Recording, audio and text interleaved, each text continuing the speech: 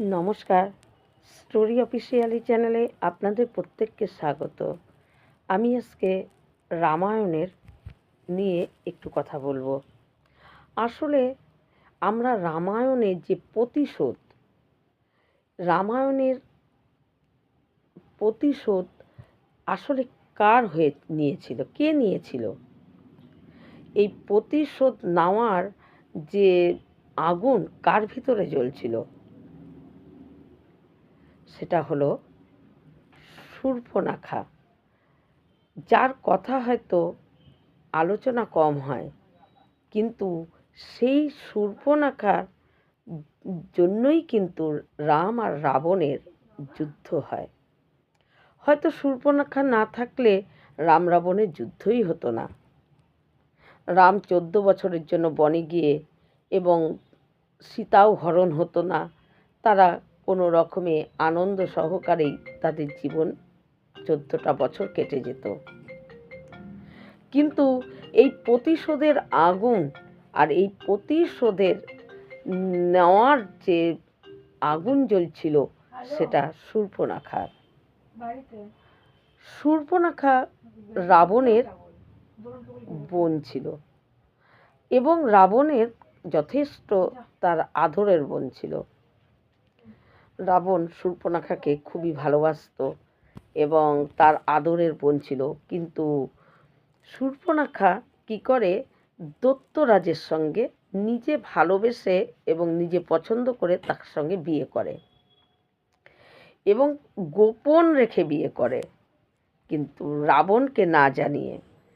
আর দৈত্যরা সবসময় তাদের পরম শত্রু হলো রাক্ষস, আর রাবণরা ছিল রাক্ষস। দৈত্যদের প্রধান শত্রুই ছিল রাক্ষস। তাই রাক্ষস যুবরাজের সঙ্গে শূর্পণখা বিয়ে করা যখন সেটা জানতে পারে রাবণ প্রচণ্ড শূর্পণখাকে এর জন্য উপযুক্ত শাস্তি দেবে, তিনি সেটা ভেবে নেন। কিন্তু মন্দোদরী তখন রাবণকে বোঝায় যে এখন তাকে শাস্তি দেওয়ার সময় না, বরঞ্চ সে যেটা করেছে সেটাকে সম্মানের সাথে মেনে নেওয়াটাই হলো উচিত। তাই মন্দোদরীর এই কথায় শূর্পণখাকে শাস্তি তো দিতে যায়নি, কিন্তু যখন রাবণ, তিনি তো পরম বলবান শক্তিবান ছিলেন, সমস্ত লোক তার দখলে, সমস্ত দেবতাকে সে বন্দি করে রেখেছে। এত তার বীরত্ব, এত তার শক্তি, এত সে শক্তি ছিল, বলশালী। তাই রাবণ যখন সপ্তম তল অর্থাৎ রসাতল আক্রমণ করতে যায়, যুদ্ধ করতে যায়, সেই সময় আসার পথে রাবণ কী করে, দৈত্যপুরীতে ঢোকে, কারণ তার ভগ্নীকে দেখার উদ্দেশ্যে। এবং সেখানে যখন যায় তখন তার ভগ্নীর যে দৈত্য যুবরাজ, তাকে দেখেই রাবণ বুঝতে পারে যে এ বিয়ে করেছে আমার বোনকে আমাকে মারার জন্য। রাবণ এটা বুঝতে পেরে, কারণ দৈত্যরা সবসময় তাদের পরম শত্রু হলো রাক্ষস, তাই রাবণ তার ভগ্নিপতিকে দেখে এটা তার মনে হয় যে তার বোনকে বিয়ে করেছে ছল করে, আসলে তার উদ্দেশ্য হলো আমাকে মারার। যখন তার বোন অনুপস্থিত ছিল, সেই সময় তার ভগ্নিপতি রাবণের উপর আক্রমণ করতে যায়। যখনই রাবণ তাকে মেরে ফেলে। যদিও রাবণের ভগ্নিপতিকে মারার পর রাবণের ভিতরে একটু মর্মাহত হয়েছিল, কিন্তু তার বোন যখন এসে দেখে যে তার স্বামী মৃত্যু হয়ে গেছে এবং রাবণের তাকে মেরেছে, তার বোন সম্পূর্ণ দায়ী করে রাবণকে। সেই দিন থেকে শূর্পণখার ভিতরে ওই দাদার উপর প্রতিশোধ নেওয়ার যে আগুন, সেই আগুন তার জ্বলতে থাকে। শূর্পণখা বৈধব্য জীবন তিনি গ্রহণ করে নেয় এবং লঙ্কার রাবণদের সাথে তিনি কোনো সম্পর্ক রাখে না, ছিন্ন করে নেয়, করে দক্ষিণে গিয়ে সে বসবাস করতে থাকে। কিন্তু তিনি দক্ষিণে যখন চলে যায় একা, এই লঙ্কার রাবণদের সঙ্গে বিচ্ছিন্ন করে সম্পর্ক, সেই সময় রাবণই খরদূষণ দুজনকে তার সঙ্গে পাঠায় তাকে দেখাশোনার জন্য। সেইভাবেই ছিল। কিন্তু তারপর শূর্পণখা যখন একদিন শুনতে পারে যে একজন কিশোর নাম রাম এবং সে তারকা রাক্ষসীকে মেরেছে, এই তারকা রাক্ষসীকে মারার কথা শুনে তার ভিতরে একটা মনোভাব হয় যে তার প্রতিশোধ নেওয়ার যে ইচ্ছা ছিল, কিন্তু সে জানতো যে রাবণেরকে প্রতিশোধ নিতে গেলে রাবণের থেকেও বড় বীর একজন দরকার। তাছাড়া রাবণের সঙ্গে তার দাদাকে প্রতিশোধ নেওয়া সম্ভব না, কারণ দেবতারা সুদ্ধা রাবণ বন্দি করে রেখেছে, দেবতাদেরকেও। তাহলে তার সঙ্গে প্রতিশোধ নিতে গেলে তার থেকেও বলবান, তার থেকেও শক্তিবান দরকার। তাই তার বোন মনের মধ্যে প্রতিশোধের আগুন নিয়ে সে চুপ করেছিল। কিন্তু তারকা অসুর যখন রাক্ষসী যখন বধ করে রাম, সেই খবর যখন শুনতে পায় শূর্পণখা, তখন শূর্পণখা মনে মনে সেদিন থেকেই ভাবে হয়তো এর দ্বারাই আমার ভাইয়ের উপরে প্রতিশোধটা নিতে পারবো।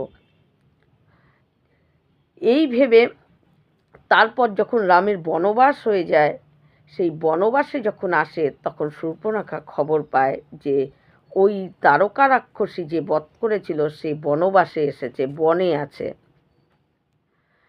তাই শূর্পণখা সেই সময় সেই বনে যায়।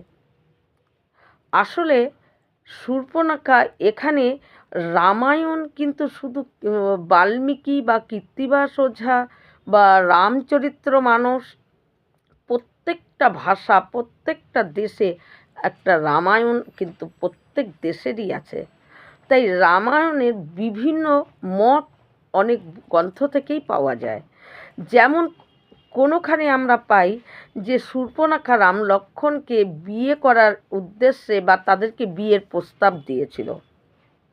আবার কোনো রামায়ণে এটা জানা যায় যে শূর্পণখা তাদেরকে বিয়ের প্রস্তাব দেয়নি, তাদেরকে উত্তেজিত করার জন্য গিয়েছিল, যাতে যুদ্ধ করার মতন উত্তেজিত করা যায়, তাদেরকে তাদের উপরে একটা রাগের সৃষ্টি করা যায়, তার জন্য গিয়েছিল।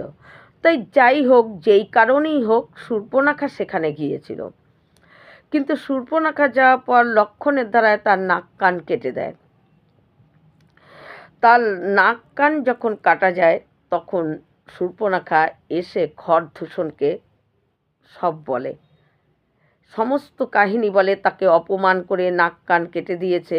এই কথা যখন বলে, প্রথমে 5 জন বড় বড় রাক্ষসকে ওই বনে পাঠায় খরদূষণরা, আর সেই রাক্ষসদেরকে রাম বনের মধ্যেই পরাস্ত করে একদম বধ করে দেয়।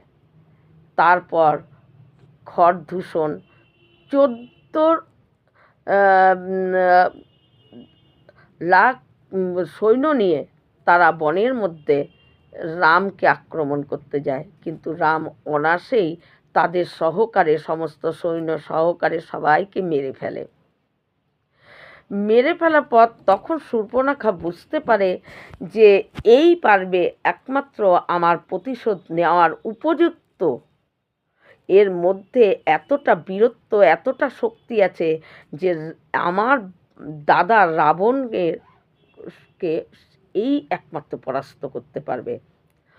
তাই শূর্পণখা এতদিন যে লঙ্কার সঙ্গে তার সমস্ত সম্পর্ক ছিন্ন করে রেখেছিল, কিন্তু সেদিন শূর্পণখা লঙ্কায় যায় রাবণকে সব কিছু, তার দাদাকে সব কিছু বলার জন্য। এবং রাবণকে গিয়ে যখন সব কথা বলে, যখন রাবণকে সব কিছু বলে তখন এবং সাথে সীতার কথা বলে, রাবণকে বলে, কেন শূর্পণখা জানতো যে তার দাদা সব চাইতে বেশি আগ্রহ হবে রামের কাছে যাওয়ার কোন কারণে? নিজের অপমানের কথা বলে যে লক্ষ্মণ তার নাক কান কেটে দিয়েছে, এটা তার অপমান, এত বড় সাহস যে আমাকে অপমান করেছে। এবং দ্বিতীয়ত বলে যে যে তাদের কাছে একটা সুন্দরী যে রামের তার স্ত্রী আছে, তার সঙ্গে তাকে মানায় না। সেই সুন্দরী যে একজন আছে, সে তুমি তাকে হরণ করে তুমি বিয়ে করো, সে তোমার বাম পাশে বসার উপযুক্ত, সে রামের পাশে থাকার মতন উপযুক্ত না। এত সুন্দর সীতার সেই রূপ সে বর্ণনা করে যে এত সুন্দর যে দেখতে, সে রামের পাশে বনবাসে এইভাবে আছে, তার তো সেখানে থাকা উচিত না। তাই তুমি তাকে নিয়ে সে বিয়ে করো। রাবণ সেটা শুনেই রাবণ মত্ত হয়ে যায় যে আমার বোন ঠিক বলেছে, সীতাকে হরণ করে আমি বিয়ে করব। এত সুন্দরী সে হলো বনের মধ্যে ঘুরে বেড়াচ্ছে, এটা তো ঠিক না, আমি তাকে বিয়ে করে ফেলবো। তাই রাবণ তখন মারীচের সাহায্য নিয়ে, যদিও মারীচ কিছুতেই রাজি হয়নি, কিন্তু রাবণ যখন বলে মারীচকে তুমি যদি আমার এই কাজ না করো, মারীচ ছিল মায়াবী, তার মতন মায়া কেউ জানতো না। তাই রাবণ তখন ওই মারীচকে বলে তুমি যদি আমার এই কাজ না করো তাহলে তোমাকে আমি মেরে ফেলবো। কিন্তু মারীচ তখন চিন্তা করে যে আমি যদি রাবণের কাজ করি তাহলে আমার রামের হাতে মৃত্যু হবে, মৃত্যু আমার অনিবার্য। আর আমি যদি তার আদেশ না মানি তাহলে রাবণের হাতে আমার মৃত্যু হবে।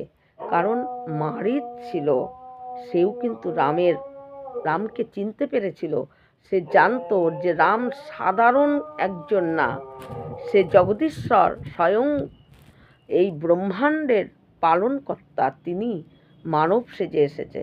তাই মারীচ চিন্তা করে যে আমার রাবণের কথা শুনলেও মৃত্যু, না শুনলেও মৃত্যু, তাই আমি যদি শুনি তাহলে রামের হাতে মৃত্যু, আর আমি যদি না শুনি তাহলে রাবণের হাতে মৃত্যু। অন্তপক্ষে সারা জীবনে যাই করেছি মৃত্যুটা তো আমার একটু ভালো হোক। তাই রাবণের কাছে সে রাজি হয় যে ঠিক আছে, আমি তোমার কথা মানব বলে সে হরিণ, মায়াতে সে মায়াবী হরিণ হয়। আর সেই মায়াতে এমনই করে যে সীতা সেই হরিণ দেখে সীতার আকর্ষণ হয়, যে হরিণ নেওয়ার ইচ্ছা হয়। আর এই সুযোগে যখন রাম লক্ষ্মণ দুজনেই ওই ওই হরিণকে ধরতে যায়, তারপরে সেই হরিণ মায়াবীতে এমনভাবে রামের গলা করে চিৎকার করে যাতে সীতা বাধ্য করে লক্ষ্মণকে যেতে। লক্ষ্মণ গণ্ডি কেটে সেও দাদাকে বাঁচানোর জন্য যায়, এবং রাবণ ওই সুযোগে যোগী রূপ ধরে সীতার কাছে ভিক্ষা চেয়ে এবং সেই গণ্ডির থেকে সীতাকে তার বাক্য ছলে, রাবণ সীতাকে বাক্য ছলে কিন্তু ওই গণ্ডি পার করেছিল।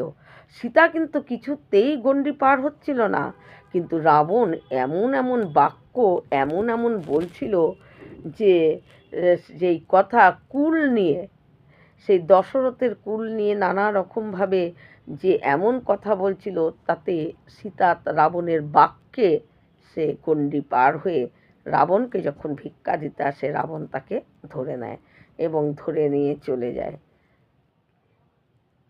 এই ধরে নিয়ে সীতাকে ধরে নিয়ে যাওয়ার পর বিভীষণ, মন্দোদরী, সুগ্রীব অনেকবার রাবণকে বোঝাতে গিয়েছিল, প্রত্যেকে রাবণকে বোঝাতে গিয়েছিল যে সীতাকে তুমি ফেরত দিয়ে দাও, সীতাকে এনে তুমি কোনো কিচ্ছু করতে পারবে না, তুমি সীতাকে ফেরত দিয়ে দাও এবং রামের কাছে ক্ষমা চেয়ে নাও। কিন্তু রাবণ কোনো কথাই শোনেনি, কারো কোনো কথা শোনেনি। রাবণ নিজের অহংকার, নিজের গর্বে রাবণ সীতাকে রেখেছে।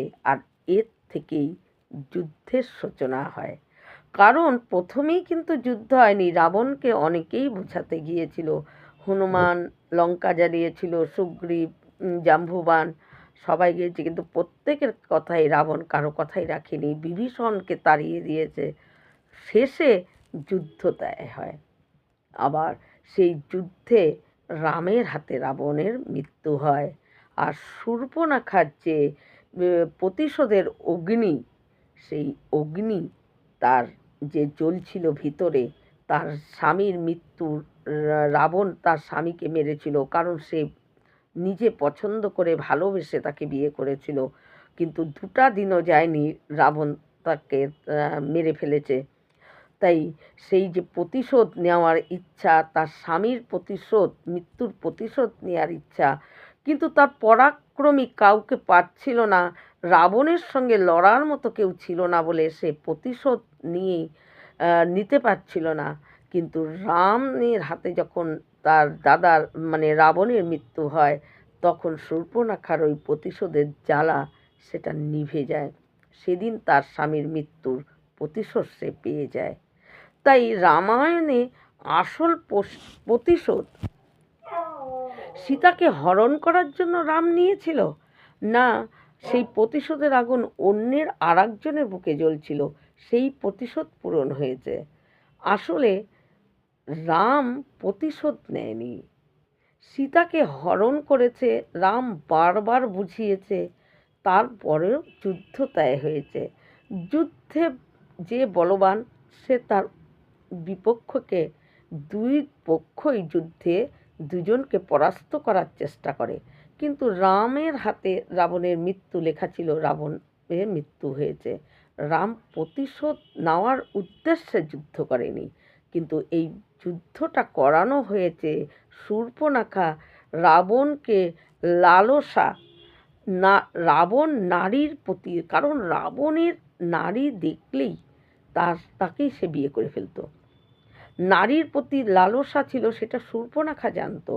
তাই সীতার সৌন্দর্যের কথা বলে তার দাদাকে মানে লালসা, তার ভিতরে একটা লালসা তৈরি করে, এবং সেই নিজের প্রতিশোধ পূরণ করার জন্য তিনি এই যুদ্ধর যে সৃষ্টি, এই রচনা এই শূর্পণখা করেছিল। কারণ শূর্পণখা জানতো তার দাদাকে পরাস্ত করার মতো কেউ নেই, কিন্তু যখন তারকা রাক্ষসী মতন রাক্ষসীকে বধ করেছে রাম, তখন রামের কিন্তু বিয়ে হয়নি, কিন্তু সেই খবর যখন পায় শূর্পণখা, তখনই শূর্পণখা বুঝতে পারে যে একমাত্র এইরকম শক্তিশালী হলেই আমার দাদাকে পরাস্ত করার উপযুক্ত, তাছাড়া আমার দাদাকে পরাস্ত করার মতো কেউ নেই। তাই রামকে তাকে উত্তেজিত করার জন্যই এই শূর্পণখা নিজের প্রতিশোধ শোধ করার জন্যই রাবণের কাছে গিয়ে সীতার যে সৌন্দর্যের কথা বলে নিজের প্রতিশোধ পূরণ করে। আর সেদিন রাবণের মৃত্যু হওয়ার পর কিছুদিন শূর্পণখা লঙ্কায় থেকে তারপর সেও চলে যায়। এই রকম ভিডিও পাওয়ার জন্য আমার চ্যানেলটিকে সাবস্ক্রাইব করবেন। নমস্কার।